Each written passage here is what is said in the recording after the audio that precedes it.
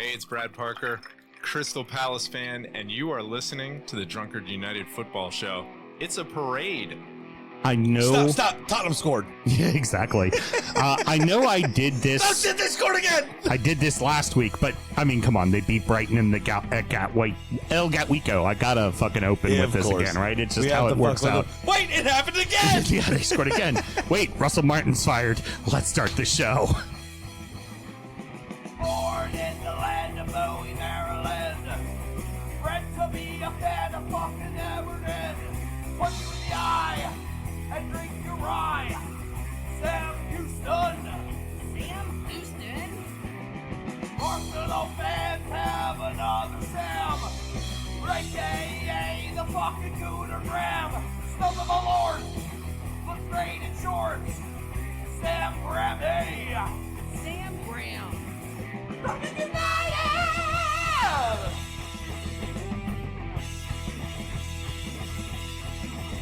Rocket United!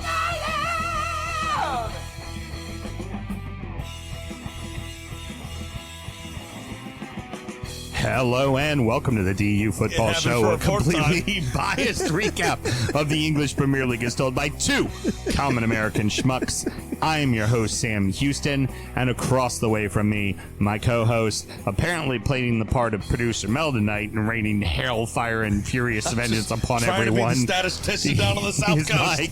It's all happening. Co-host, Mr. Samuel Graham. Sammy, how the hell are you, good sir? Not bad. Just trying to make the show go faster. You know, that's pretty much Southampton Tottenham wrapped up in it. Yeah, pretty much. I mean, we've already covered it all. Now, we're not going to, on the ones and twos is producer Mel, but she doesn't need to chime in because she's literally using all of her hands and doing all of the fucking things right now. So I'm not going to ask too much of her. But good job, producer. A left-handed live video with a sweet fade out. That's pretty decent. Thank you. Well, considering I almost missed that, and I missed the first fade out, and I don't know. Shorbilly is watching us both on TikTok and on YouTube and Facebook, and we're not going to do the whole show on TikTok. We're just going to do bits and pieces. Yeah. So if you want to actually, here's the setup. Right. If you want, you told me to do this, and then promptly don't have. Like, hold on, Sam. I want you to do exactly this. Move the camera away. Don't worry about the camera. I told you, don't worry about me. Be natural, Sam. Be natural. I'm telling the people on TikTok, if we leave the live and you want to come join us, that's really, really Wait, enjoyable. Hold on. His face is a lot right now. I have to say. No shit. If you're enjoying us on the TikTok live and you want to see more of the show, like I said, right now we're just starting to experiment with this a little bit. Please come join us on YouTube or Twitch or wherever you like to stream. We're all over the place. Just hunt down DU Football Show and you can come check it out. But let's go ahead and get into it. Over there doing 1,000 things. Mr. Graham over here yawning, trying to stay awake. I didn't yawn yet. Don't bring it up. Yeah. I might. It's only a matter of time. It's probably true. We're recording at the DU Public House just outside the nation's capital. You can check us out wherever you get your podcasts. And, of course, streaming live every single Monday night. And right now on TikTok Live as well. Should you want to chat with us, there's many ways that you can. Mr. Graham, tell the TikTok Live. Tell the good people how they get in touch. I'm supposed to do something? Pretty much. But you should be doing some dances and shit. I'm supposed to do something here? I'm almost 40. I'm not sure what to do with my hands. All right. Tell the good people how they get in touch. All right, very easy. At DU Football Show on all the social medias and dufootballshow@gmail.com to get in touch via email, which we say in all of our TikToks. So make sure you check that out. Which is probably how you'll be talking to everybody, I'm sure, soon enough when... over the next 6 weeks? Yeah, when you're not around. Yeah. Good news. The roster's all filled out. Got dates from everybody. Pretty much every date's taken care of. We are ready to rock and roll. Awesome. So it won't be the same without you, but we're going to put up a good fight for you. Yeah, but it still just won't be the same, will it? Sam and myself both work in the wine and spirit industry and both have a deep, passionate love for all things distilled spirits. So as the red-blooded Americans we are, we vow to have a drink in our hand throughout this show and every single show.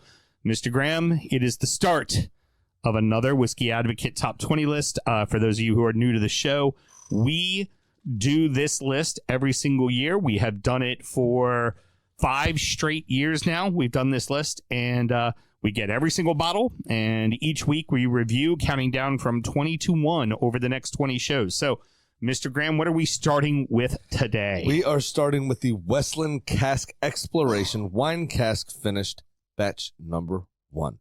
The MSRP for this is about $75, but I'm sure since it's recent accolade of number 20 on Whisky Advocates Top 20, you should be willing to pay up to about $90 for it at least. I got it for $75, baby.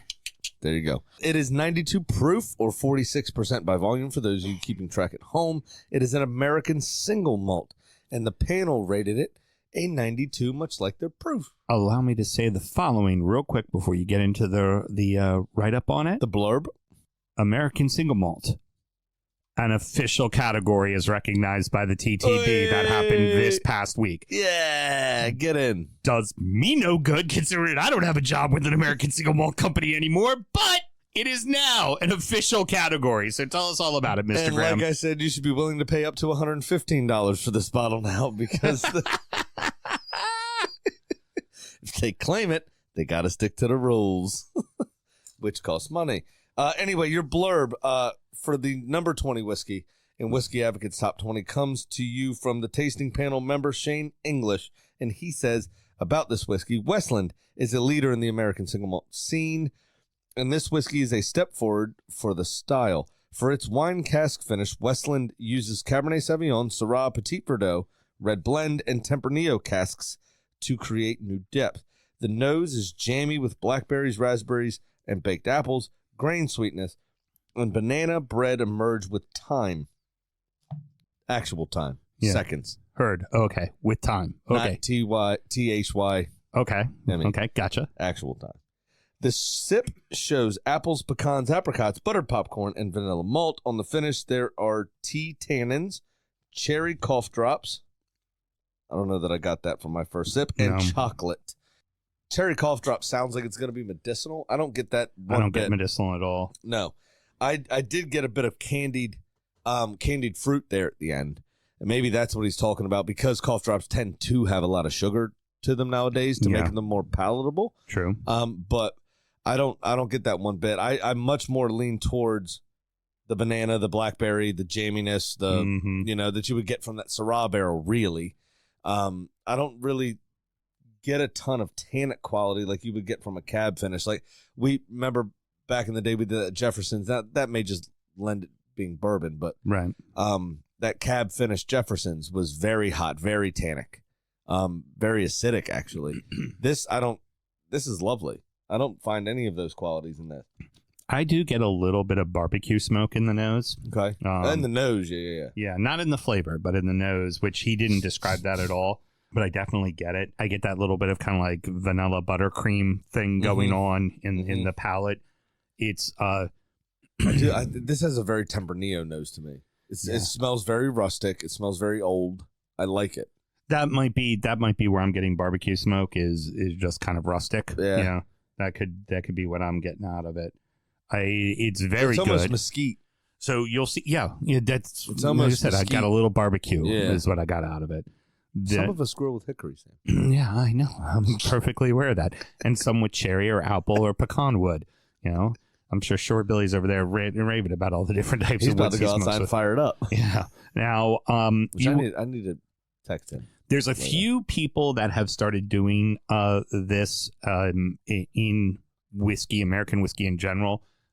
Some call it like a Vinters Cuvée or something like that. But essentially what you're doing is taking your whiskey, finishing in a bunch of different red wine barrels to then commingle and get like the best parts of a cab to the best parts of a Tempranillo to the best parts of a Syrah, right? So it's not all just, one note, big fruit dry, or big fruit tannin. It's like mild down, say like the tannins, because the whiskey already has a wood influence to it, and maybe amp up a little bit more of the cherry, and just figuring out ways to kind of balance those different wine barrels together to make it all commingle well and still have all of those wonderful wine qualities.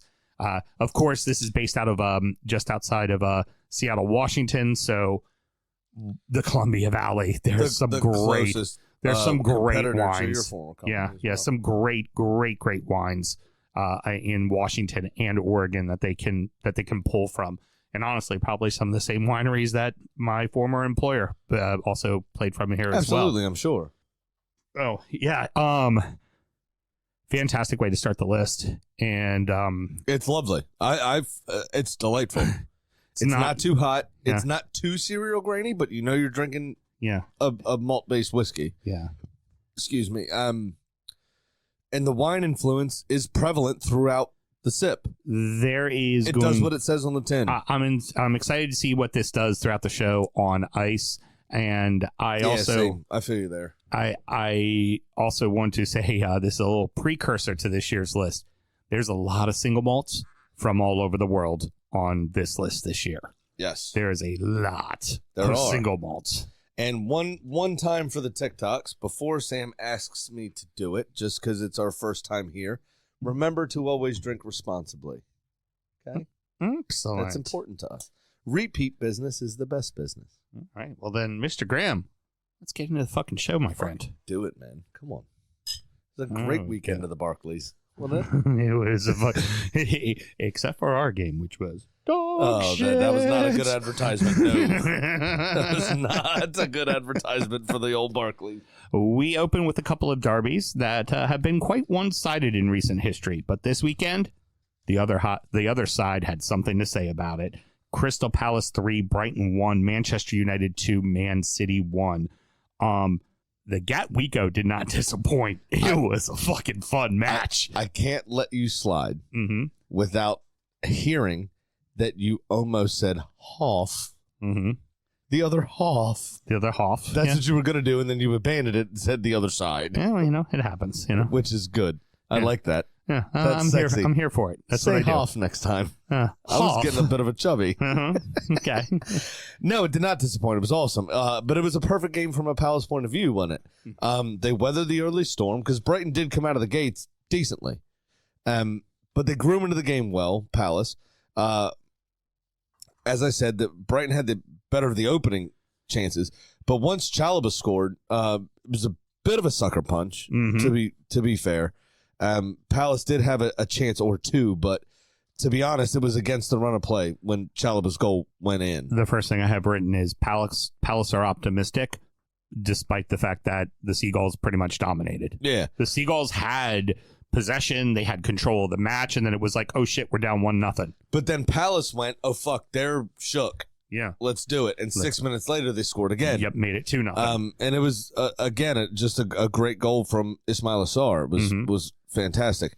That platform gave Palace the impetus for the rest of the half, really, because they then took over and Brighton retreated within themselves.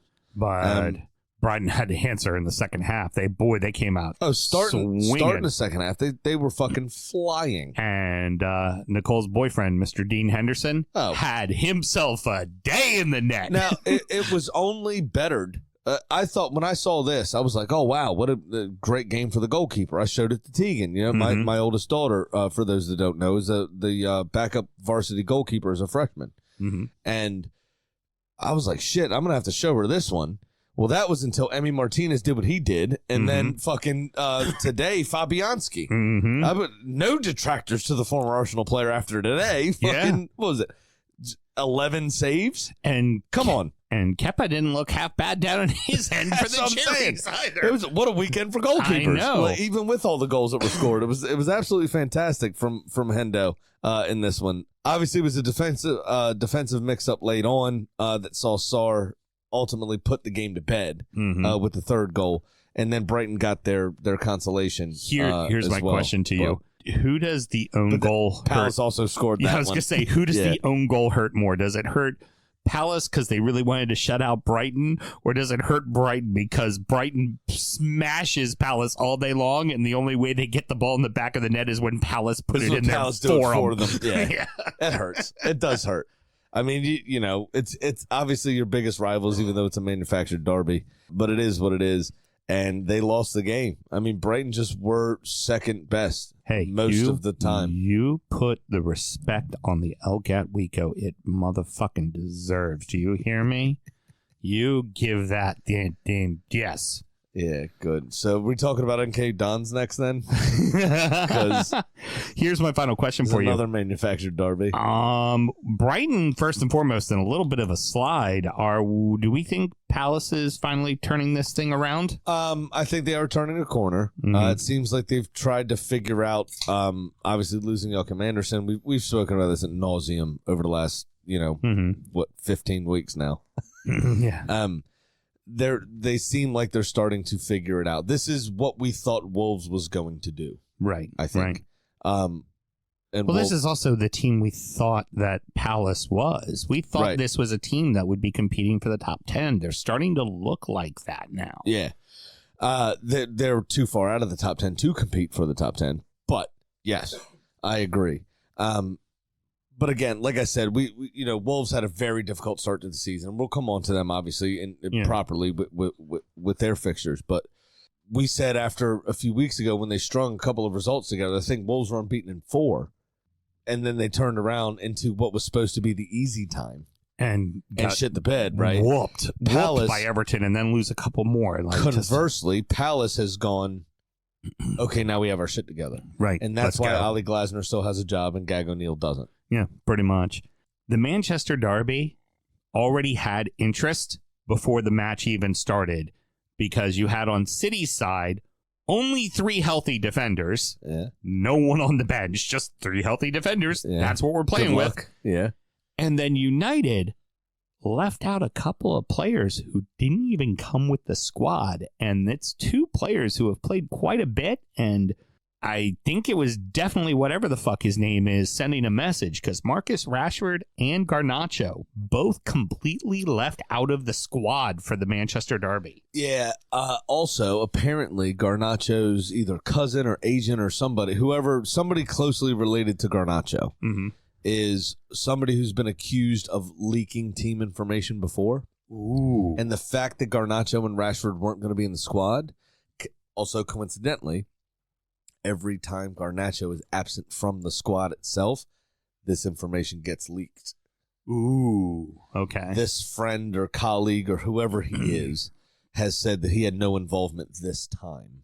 But Saturday night, everybody knew the Manchester United team for the following day. Right, of course. The players know that. Of course they do. No, the public. Oh, the public. Because it was leaked again. Because it was leaked again. And Amarin said that he's going to have a conversation with all these people. Right. The game itself, I thought most of the time was pretty drab. Oh, yeah. It was not a very good game. Manchester City facing Manchester United looked like Mike Tyson fighting Jake Paul. Yeah. Except for if Jake Paul was half bent and couldn't stand up straight. Because United didn't offer a goddamn thing. No, they did not. Not it one was bit. Not a good game. The first 20 minutes especially were absolutely shit. I made a point after watching part of this to look at a stat that I don't really put much weight in, but a lot of people seem to nowadays. XG, the old expected goals. Right. After the first 20 minutes, Manchester City had a .03. Would you care to guess how much Manchester United was?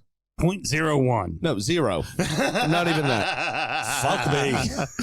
Yeah. Fuck me. That was a chore. Those first 25, 30 minutes. It was not easy. Absolutely pitiful. That it was a tough watch. Finally, Gvardiol decided to do what he did, and even that looked like a goal that was scored by accident. It's like, oh, the ball's here. They're like, holy shit. Header. Goal. Look at that. We're up 1-0. Oh, shit. It didn't look like he expected it to be there, but it was a decent looping header. He did react well. Fair play to him. But it just overall was just a shit game. Manchester United were tepid. They were slow. Almost as slow as both of our teams were, which we'll come on to that soon in enough. A brief 2 sentences when we get there. But it ain't going to be much to say about that one. They were quite slow. They didn't really do much, to be completely honest. It wasn't great. Wasn't super pleased with it. My favorite meme of the weekend, though, was the meme of Kyle Walker in the hospital bed. Mm-hmm. Really enjoyed that. All good. After the attempt on his life that Rasmus Højlund had. It's him in a hospital bed doing the thumbs up. Fucking fantastic.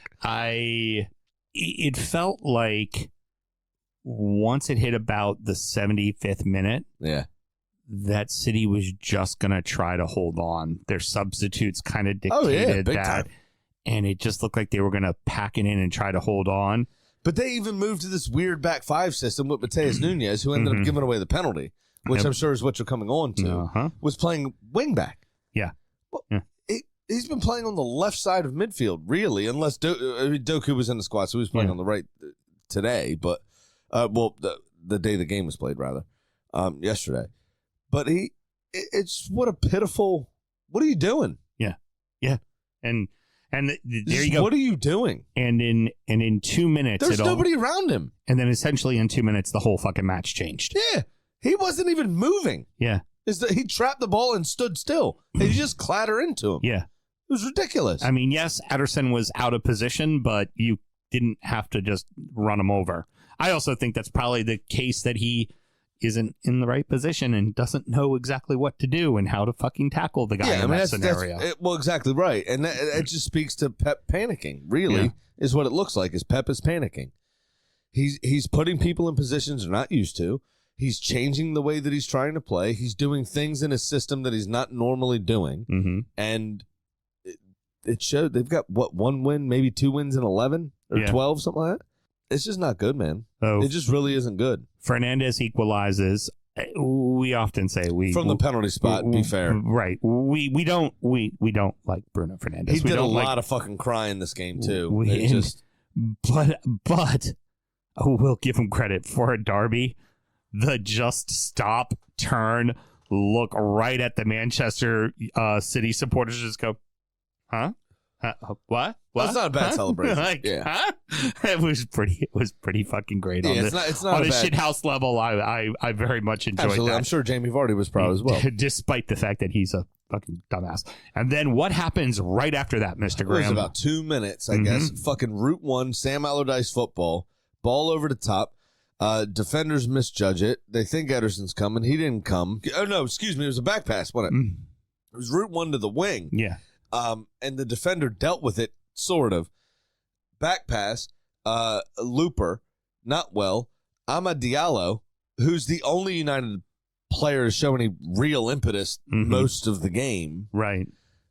Steals in, great first touch to loop over Ederson, who hesitated coming out, found himself in no man's land, and then hits a volley with decent pace. It was a fine, strike to get it on target with his off foot. Like, okay, great, well done.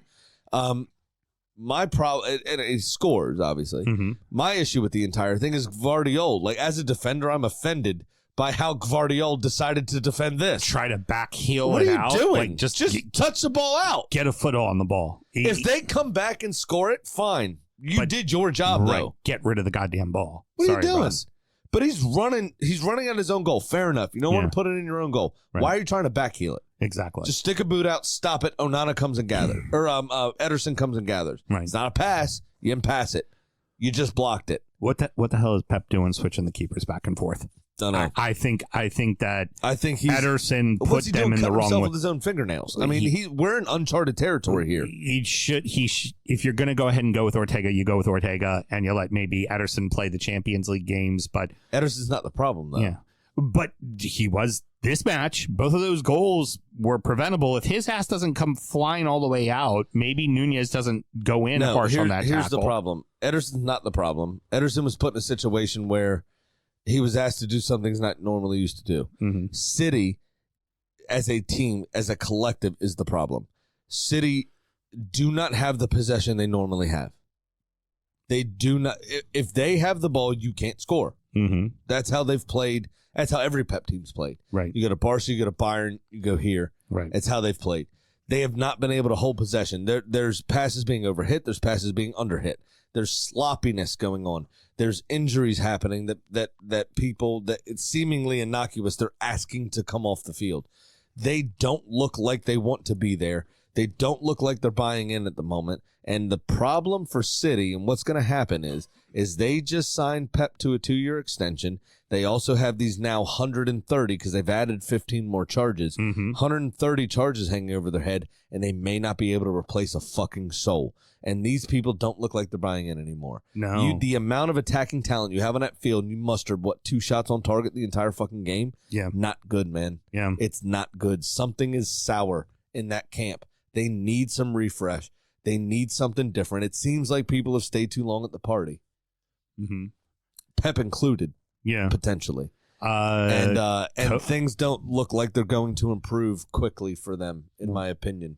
But that's all part of being humble and shit, We do have on a positive for them. Kovacic is healthy and was on the bench, so that could. He came on in this game. Yeah, and after he came on, Manchester United scored twice, so well done. That fixed it. I think that might help them from a starting point. Will, you know, yes.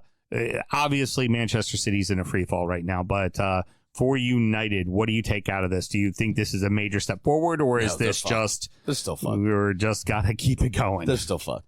It should have been better. And it wasn't. The Manchester City were there for the taking, and United took 2 moments of absolute brilliance from one singular player to get it done.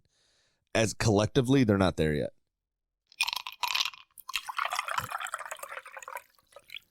Sometimes matches don't need a storyline. Sometimes they just need to be fun. They are fun. Fulham 2, Liverpool 2, Forest 2, Aston Villa 1. Back-to-back draws for the Reds and back-to-back draws for Fulham.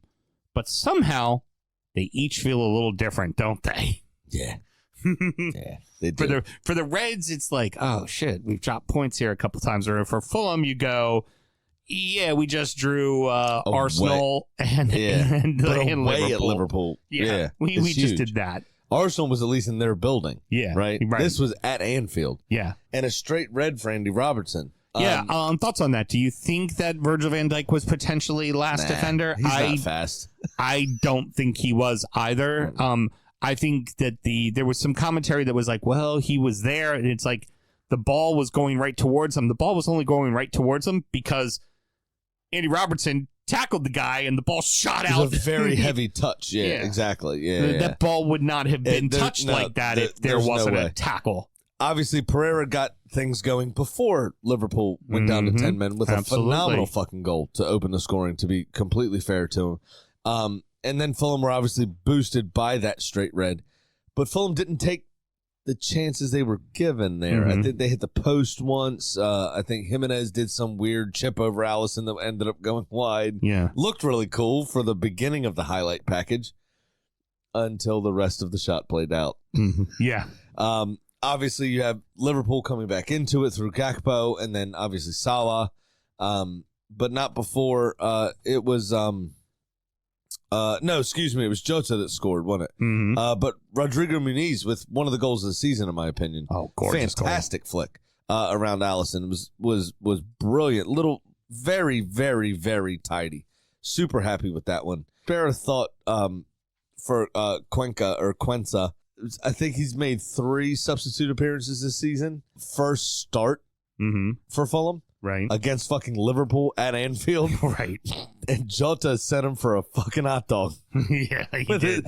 He definitely zigzagged, and Cuenca zigged when he should have zagged. Oh, yeah. He went the wrong way. It was not good.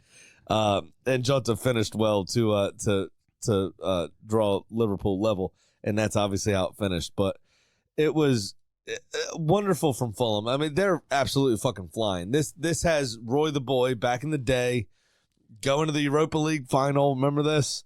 Written all over it. I mean, Fulham's having a fucking season, and I like it. They're, very polite down there. Very nice to everyone. They deserve it. And then they can go back to the championship in 2 years, and it'll be fine. Marco has this team humming. That was for you all. Marco has this team humming. They are definitely, I think, poised to be in the discussion for a European spot. Yeah. I think there's no reason they shouldn't. And you know what? They're not afraid of anyone. McRib, they could fucking win the thing. Oh, God, yeah, they could. As long as Chelsea are in it next season also. Right. Chelsea are walking away with that motherfucker this year. Oh, my God, they're killing everybody. So Chelsea played a team in the Europa Conference League this year called FC Noah. And they've scored a goal for every species on the planet 2 times over. Just like the Ark. And if that's the case, then Fulham can absolutely get it done, in my opinion. The only silver lining right now for the Reds is while I was worried how it was going to be funny today. Yeah, exactly. I'm doing pretty goddamn good. So the one thing that the Reds can at least take away from dropping points here is that pretty much everybody else except for Chelsea are dropping points too. Yeah. That's the one thing they got going for them. The one happy thing, from my perspective as well, is Chelsea are so young. Now, they seem clued up now. They seem pretty organized and things happen. You did too a few years ago, and you lost a 10-point lead. But you run into a little bit of an injury crisis, or something happens that changes the team just enough. I feel like Chelsea have the best chance of any one of us to drop points the rest of the season, really. right? Right. So I'm not so concerned about their surge yet. I don't think Liverpool should be either, because Liverpool have amassed such a point lead that even after 2 pretty piss poor results, they still find themselves 2 points clear with the game in hand. Right. Against, arguably, no disrespect, a relative struggler. So Right. you got to figure that's a 5-point lead, right? Right. I think they're still pretty safe from Chelsea. Right. Because Chelsea still could come against some adversity this season. Will they is the question. I mean, that's why we still play the games, right?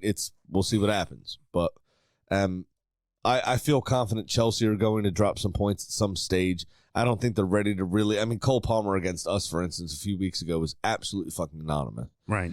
I don't know that they're necessarily ready collectively to step up and be a major player. Are they good enough to beat the teams they're supposed to beat? Yeah. Is that enough to get you the title? No. Are they title contenders? Yes. Yes, producer Mel. Keith Kerm. Hey, Graham, you should be concerned with Chelsea. No. All right, well, there you go, Keith. I don't worry about it. Well, allow Same me. way I wasn't concerned with y'all. Look where y'all are now. Vindicated. Hashtag vindicated. Saudi money. For being a scoreless first half, Villa and Forest was absolutely frenetic. It was a crazy fucking game. Especially, I mean, Villa Forest? Yeah. Yeah. All It was over fun. the place. All over the place. I enjoyed it to a point. I heard someone today. I'm going to let you. This is the only thing I'm going to say. Okay. Because it was brought up today. You remember David Seaman against, I think it was Sheffield United or Sheffield Wednesday. Ball was behind him. He reaches back. He's got his ponytail flowing in the wind, and he claws that ball out from the goal line. Yeah. They were saying that, and fair dues, today's game's faster. The technology's a bit different. The ball's a bit different. Emi Martinez's little claw on the goal, and it was behind the underneath of him. back. His little claw off the goal line was better than that one. And I heard somebody say they're never going to reference David Seaman's save again because of this. Wow. And what I have to say is go fuck yourself. It was decent, but it wasn't that. It was pretty good. That guy still ate pies. Producer Mel, Yes. what flavor would you care for? Damn. Wait, where's Before the her Malört analysis, selection? Here, that's take what you're the, doing? take I'm the just going to camera. pour it while she's talking. That's Take all. the camera and show the Malört selection. Let's go with bourbon. I mean, the barrel aged. Barrel aged, okay. Here, I got you here if you want. I'll just do the whole goddamn thing while you're all up pouring. This is cool. I like this.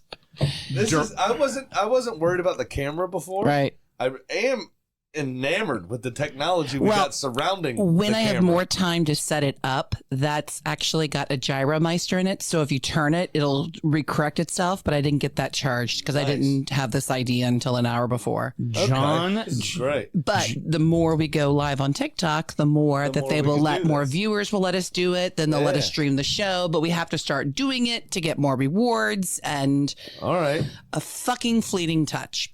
I like yes, that's right. Mel, tell us about a fucking fleeting touch. Fucking fleeting touch. So Morgan Rogers going in the box with the ball, and he is grabbed by the Forest player, and VAR looks at it, and VAR decides it is, quote, a fleeting touch.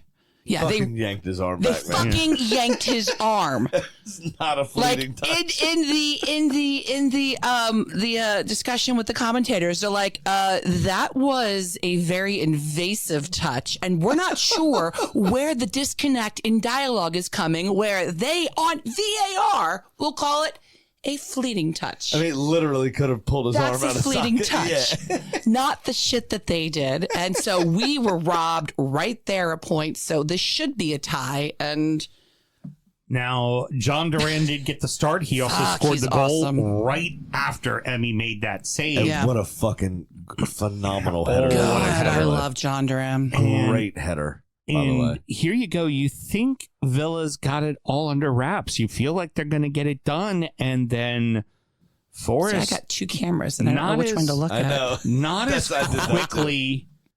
quickly as United did it, and maybe not as surprising, but still impactful. Turn around, get 2 goals, walk out 2-1, smash and grab. How you doing? How's your father? Yeah, but it's Chris Wood, isn't it? Yep.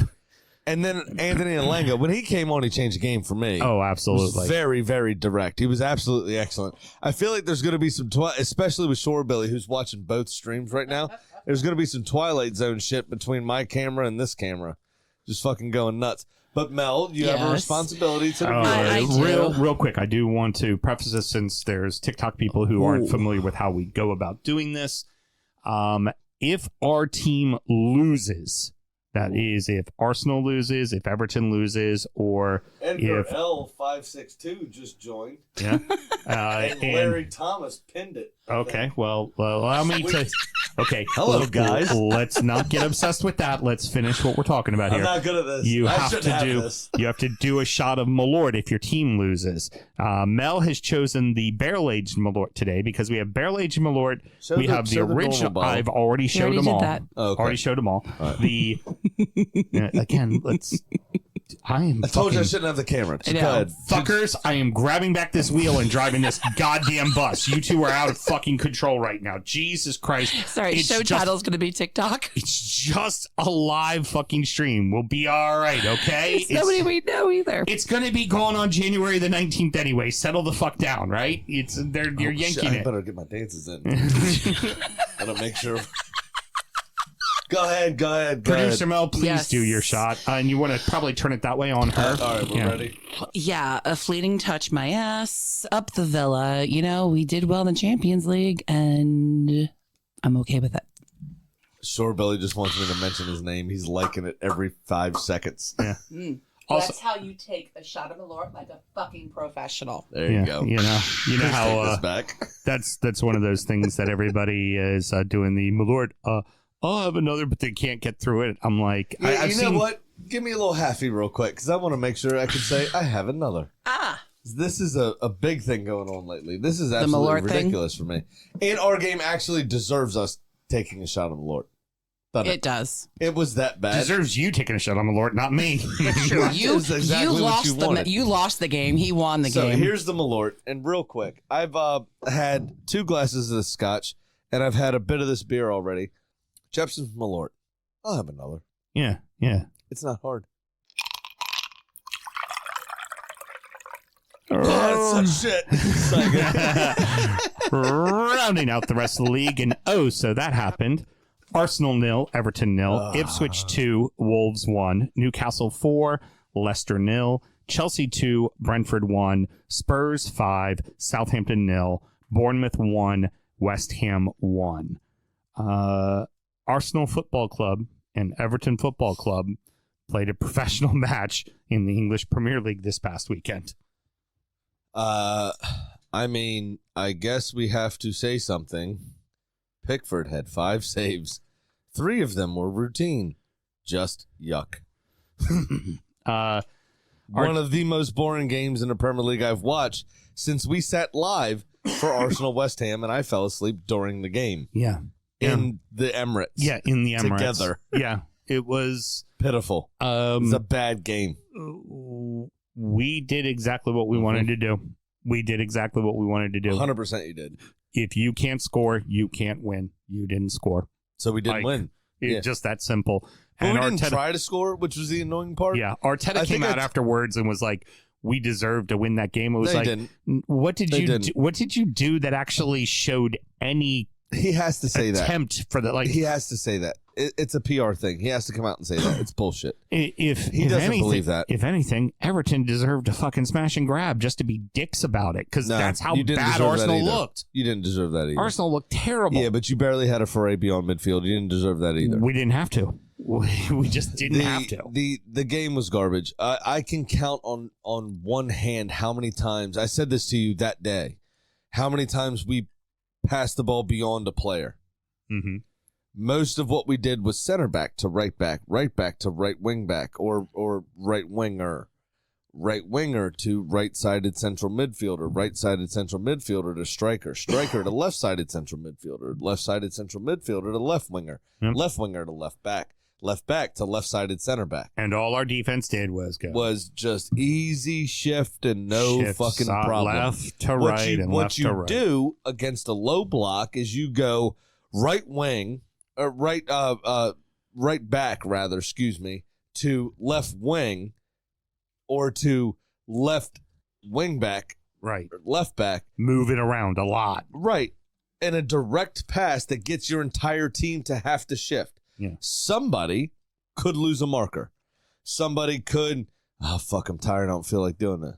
And running that 15 yards or 20 yards to their new needed defensive position. Mm-hmm. And that left wing back should then take no more than 2-3 touches.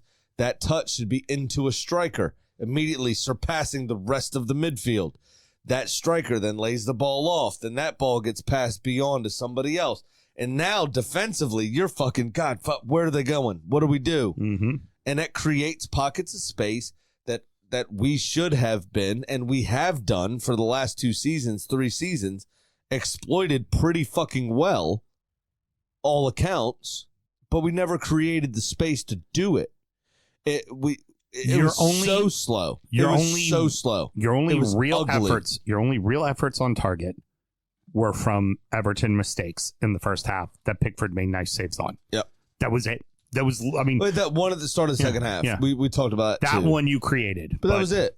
But the two in the first half were Everton mistakes that led to those shots. It was so slow. It was absolutely pitiful. I'm done talking. We talked too much about it. It was terrible. Sloppy match from Ipswich and Wolverhampton, and just flat out a comedy of errors how that first ball went in the net.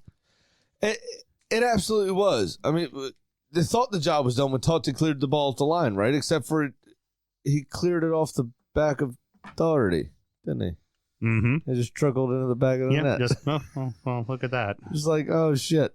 Mm-hmm. And then they storm back. They play very, very well, Wolves, to be completely fair to them. They played well enough to win. They should have won. The chances. Yeah, absolutely. They played really well. But then didn't. I mean, Cunha beat the keeper near post. Fine. We've all had our problems with Muric. He just bad. Not good. Yeah. If Ipswich stay up, I see a landing spot for Aaron Ramsdale real quick. To be completely honest, who is somebody that I hope finds a landing spot in the Premier League. Because Muric just ain't the guy. To be honest with you, but that brought Wolves level, and they actually did try to push for a winner, but after that goal, they didn't really create what I felt like was a clear-cut proper opportunity. Right. To be honest, Ipswich kind of buckled down and just went, weather this 5 minutes, and then we'll push. And they did. And they found their fucking winner. And when you know it, Wolves defense lets them down again. A wide open header. Oh, yeah. God, how can you let that guy be that open? It was ridiculous. It was absolutely fucking ridiculous. Bad. But then also further bad decision making. Mm-hmm. And Ryan Aitnuri gets sent off for dissent in stoppage time. Yeah. Like right before, if not at the final whistle. Yeah. Yelling at the officials. Like, what are you doing? Yeah. What are you doing? And he's a crucial player for them. If Cunha is their best player, Aitnuri is their second best player. Yeah. Yeah. And now he's suspended next game. Yeah. Now he's suspended next game for a double yellow. Yep. It's stupid, man. It's stupid all around. And it's sad, but it's no surprise that Gag was let go. Yeah. And with that, Gags is gone. Seems like one of the better young British coaches. He really does. Seems like he's fairly organized, but I don't know if he's lost a dressing room. I don't know if, I still, for the life of me, I've been saying this, and I don't really mean any disrespect to him. Max Kilman couldn't have meant this much to a defense. No, he couldn't have. Especially the way West Ham have started, right? Right. He couldn't have meant that much to a defense. Yeah, he couldn't have been that massively important. What's happening? Yeah, it's tough.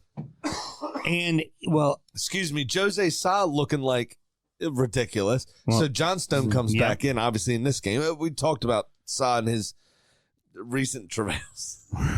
But he was a very good goalkeeper in this league. Like, what happened to him? How did it seems like this season started and the Wolves just went, yeah, it's been too long. Yeah. I fancy a season in the championship. Yeah, it just not good. And they had one of the toughest starts of a Premier League season, which is why Gag got so many games. Right. And they went on that little unbeaten run we spoke about earlier in this show. Mm-hmm. They had that little four or five games, whatever it was, unbeaten run. I think they picked up 7 points and then it was supposed to get easier, and they've lost 4 straight. Mm-hmm. Yep. It's like, what are you guys on about? And this is a team that's already got some financial problems, and their owners don't want to spend money, and they just had given Gags a 4-year extension. Yep. So who are they? They now have to pay that out. Yeah, Yep. and are they going to go try to get like a Moyes type to try to survive? Because I figure they want to try to survive. I have a good line from another podcast. Oh, yeah? There are names being talked about. Devin Moyes is one. Mm-hmm. A very far outsider at this stage. Mm-hmm. Ole Gunnar Solskjaer is the bookie's favorite at the moment. Wow. He was at Wolves this weekend. Mm-hmm. He is the bookie's favorite. He was asked why he was there. He said he's good mates with Kieran McKenna from their time together at Manchester United as players. But you've had loads of times to go see Kieran McKenna at Ipswich. And yet you're seeing him here. Because you're without a job. But all of a sudden you show up here and you know the manager's under pressure and you're the favorite to take the role. Yeah. So that was interesting. Apparently, and I'm sure Jorge Mendes has had something to do with this, old Georgie boy, who turned this club into his super agents club. Mm-hmm. Saudi pro manager Vito Pereira, I think is his name, who has managed in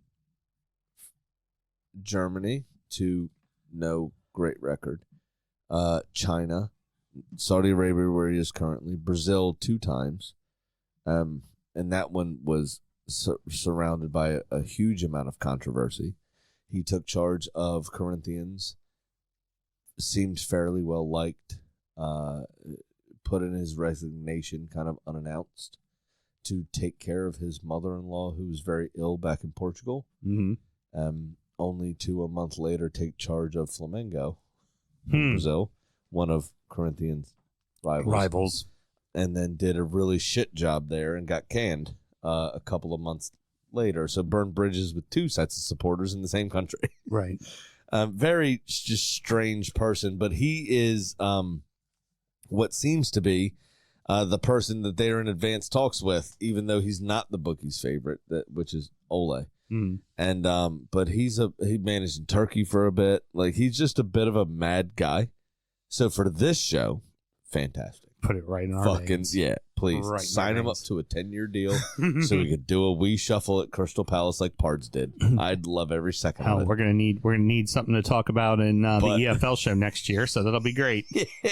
And see what this cunt gets up to. It's gonna be phenomenal. But it's just not. It's not good at Wolves at the moment. There seems to be a lot of disjointed thinking, a lot of disjointed, just even on the pitch, just.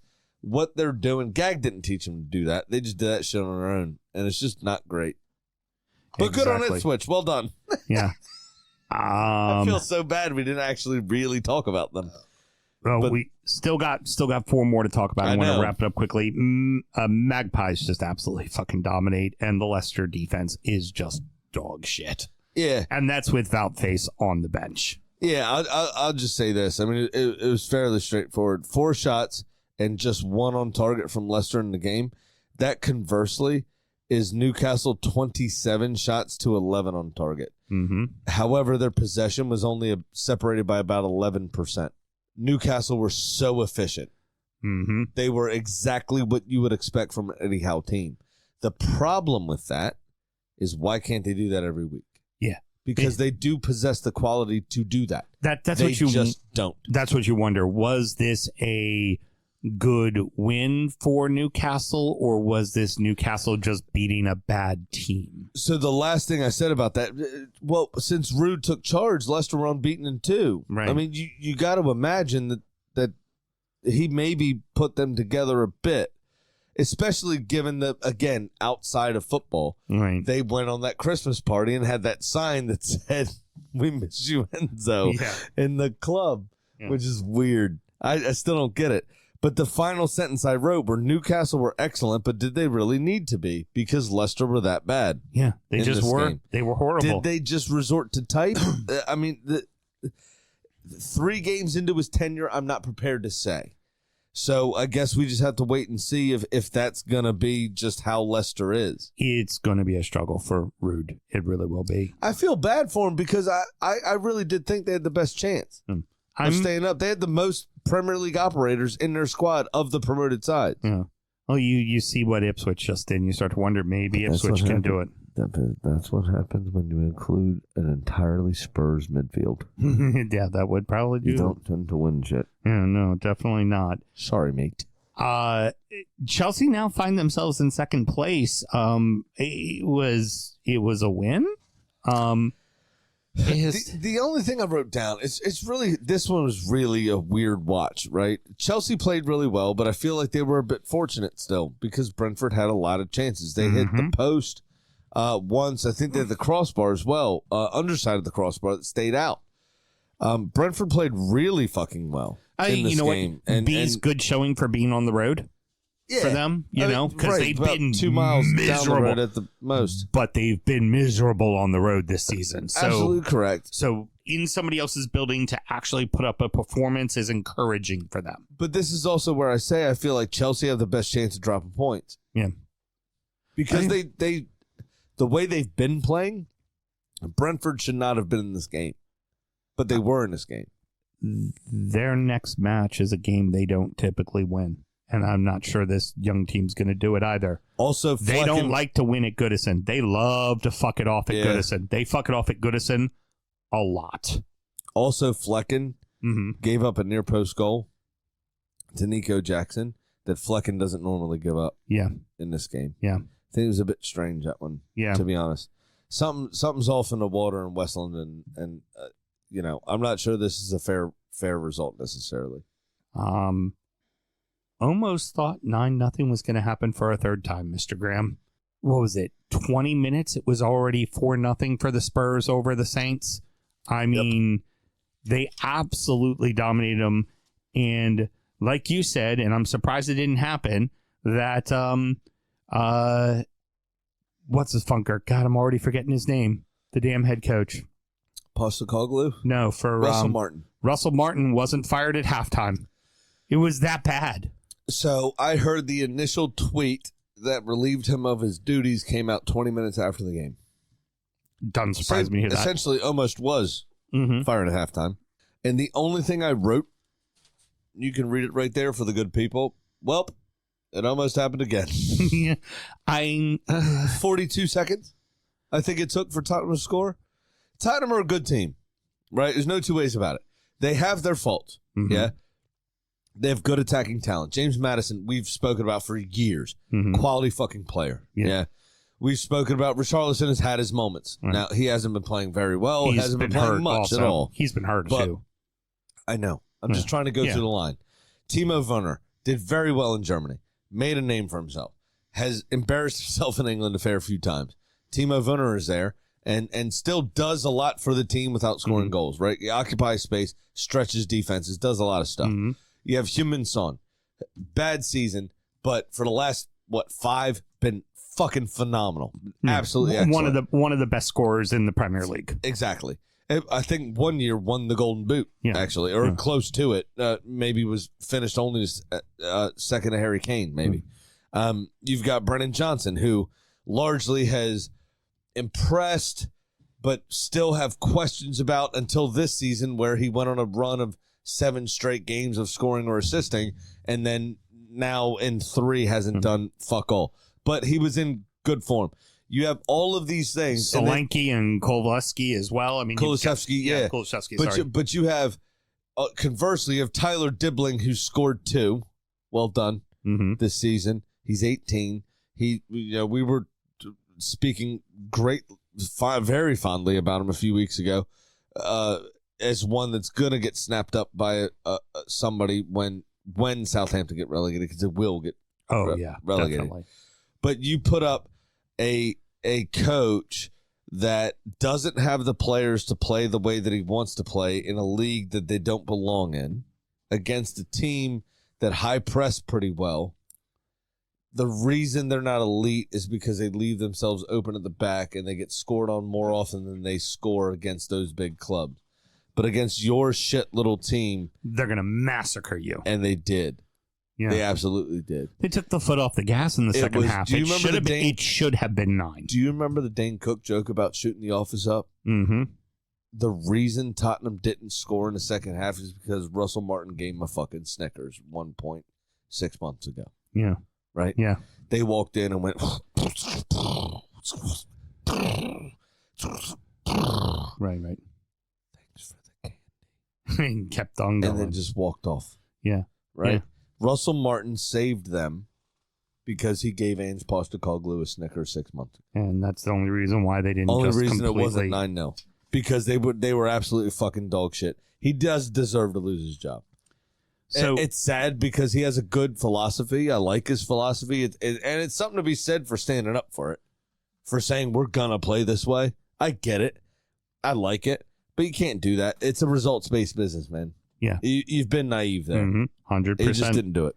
Finally, felt like a fair result, the draw, but it felt like it should have probably been 2-2 or 3-3. Now, like, I promised myself I was going to look this up when we talked about it on the old FOTMobby. The stats that I use, see, it was already here, already ready to go, because I've got a total of 45 shots, 29 for Bournemouth, 16 for West Ham. On target was 9 for Bournemouth, 3 for West Ham. So 12 shots on target from 45. There were 18 corners in the game.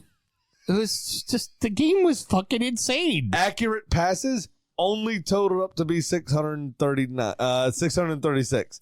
Both teams registered under an 80% positive completion rate. It was such a crazy game for the first goal to happen in the 88th minute. Yeah. Like, I'm watching. I'm like, how is this not 3-3 already? Yeah. Like, that's why, like, Smokey talks all this fucking shit about Flapiansky and all this stuff.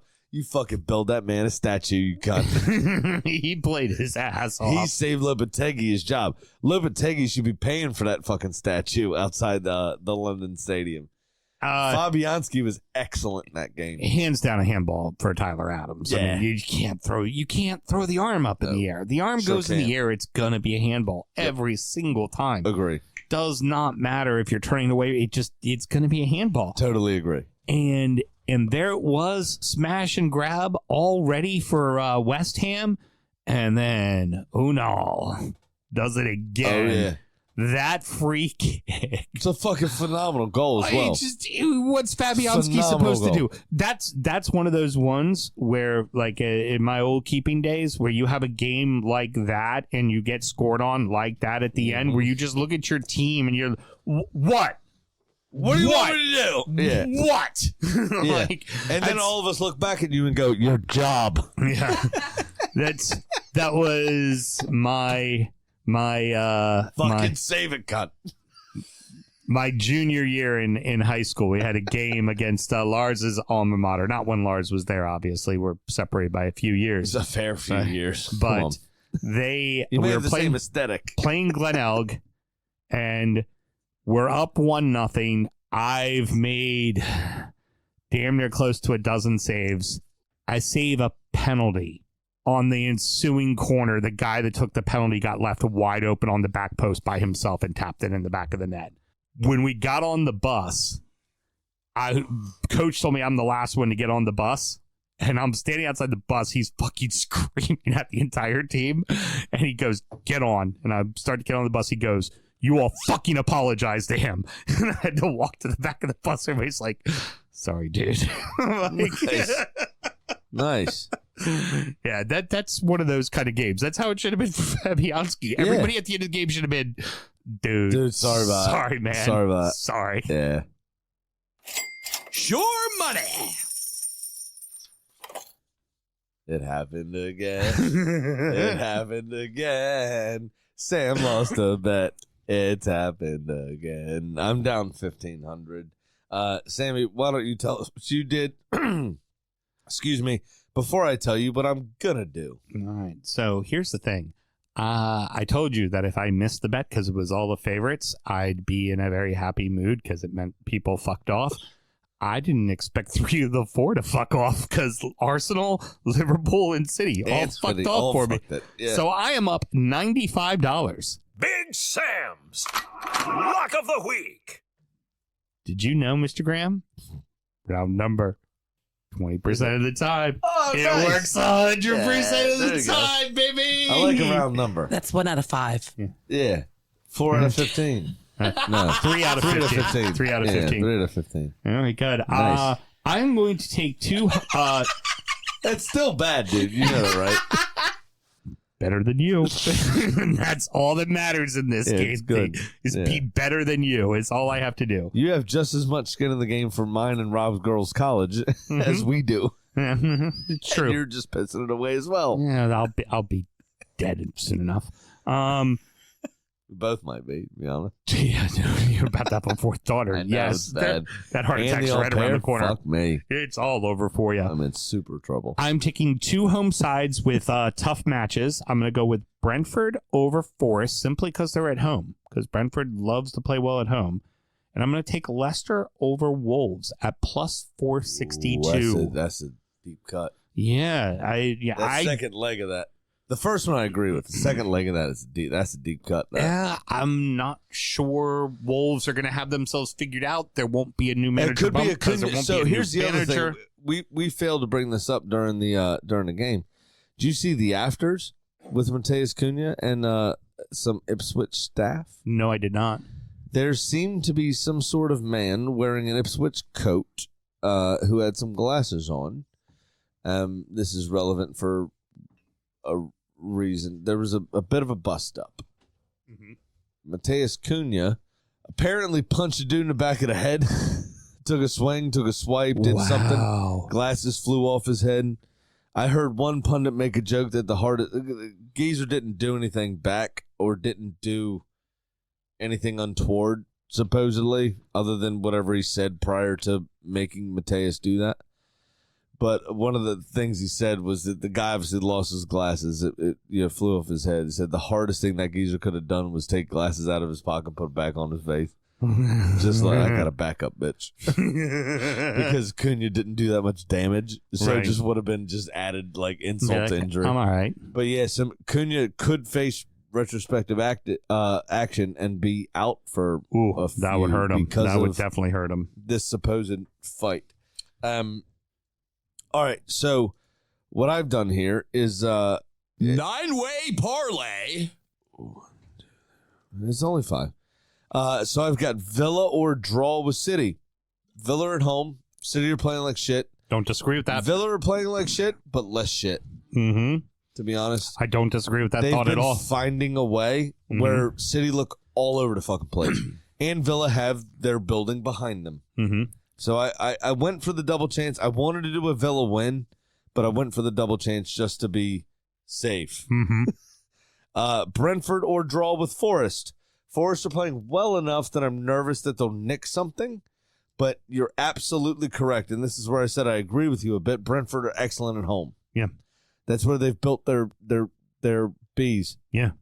Their hive. The hive. Yeah, that's what I want. Mm-hmm. That's what I wanted. But Forest have been in good nick. So I am worried they might snatch something like a 1-1, so I went for the double chance there. Brentford or draw with Forest. Newcastle to win at Ipswich. I think Ipswich will be coming off. They'll be flying high. They'll be excited. Newcastle have too much for them. Yeah, there's just agreed. No chance they get that. Brighton to win at West Ham. I think they're going to want to bounce back. They didn't play ridiculously poorly in that they played well. They played N23 well. derby. Yeah. West Ham still aren't good. I think Brighton are going to look to set this right. And I think they'll win at West Ham. And then I think the same thing for Arsenal to beat Palace in my last leg of this parlay. I think Arsenal rue their missed opportunity, especially with the points dropped by other clubs. And Arteta's going to be drilling them hard this week and make sure they beat Crystal Palace at the weekend. That garners me a plus 1338 if all those things hit. So you'd still be in the red.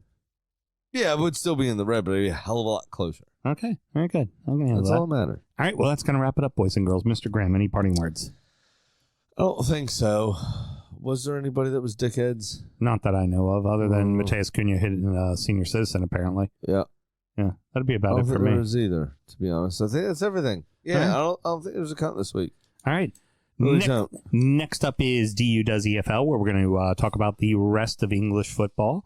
And then, of course, after that is Injury Time, where we talk about the beers we've been drinking, we recap our fantasy teams, talk a little bit about our adopted clubs, and preview the weekend's action.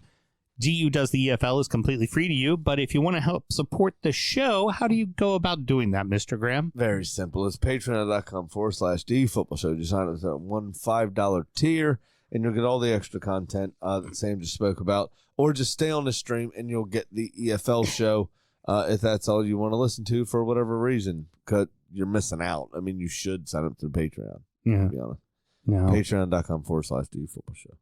There is one last thought. Also join the closed Facebook group. A lot of bants there. Had a lot of good bants this weekend as well. A lot of fun with everybody in there talking absolute bollocks. Drunkard United FC on Facebook. Excuse me. Speaking of cunts, are you aware that your next live show will happen on Festivus? Yeah. Yeah, we know that. Yeah. Taylor, be ready. Shore Billy, be ready. I have some grievances. Yeah. If you are, and if you fancy yourself, I'm down for a feats of strength, cunt. Drive your ass over here. If you are watching us on the live, we're going to take a quick break and we'll be right back for the EFL show. And the one thing we forgot to do, Mr. Graham, is you talked about how Wolves loves Portuguese. I mean, we can always get to the game not just the basics of football. I believe the basics of life. You know what I think is an underrated link? Mm-hmm. I think he wants to get the fuck out of Trabzonspor or whoever he's managing over there. There's been no bigger come and get me plea than I'd love to manage England again, but I'm here for the next 2 years and nobody could pry me away from this club. so please pay my buyout. Somebody come like get we me. say in Portugal, bread is bread and cheese is cheese. And that cheese needs to pay the big cheese so I can fuck off to the good cheese. Till next week, everybody. Good night. Born in the land of Bowie, Maryland. Bred to be a fan of fucking Everton. Punch you in the eye and drink your rye. Sam Houston. Arsenal fans have another Sam. AKA the fucking Gooner Graham. Stump of Malört. Look straight in shorts. Sam Graham, hey. Sam Graham. Fucking United!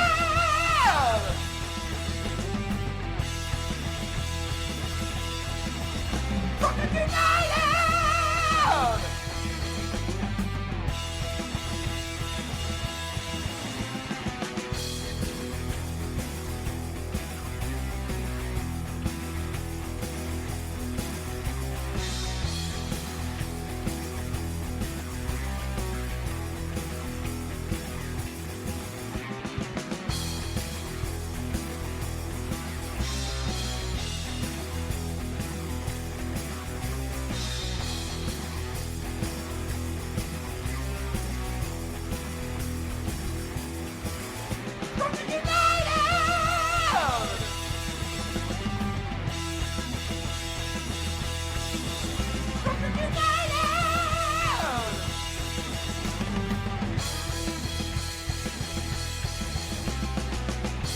Hit the fucking mute button!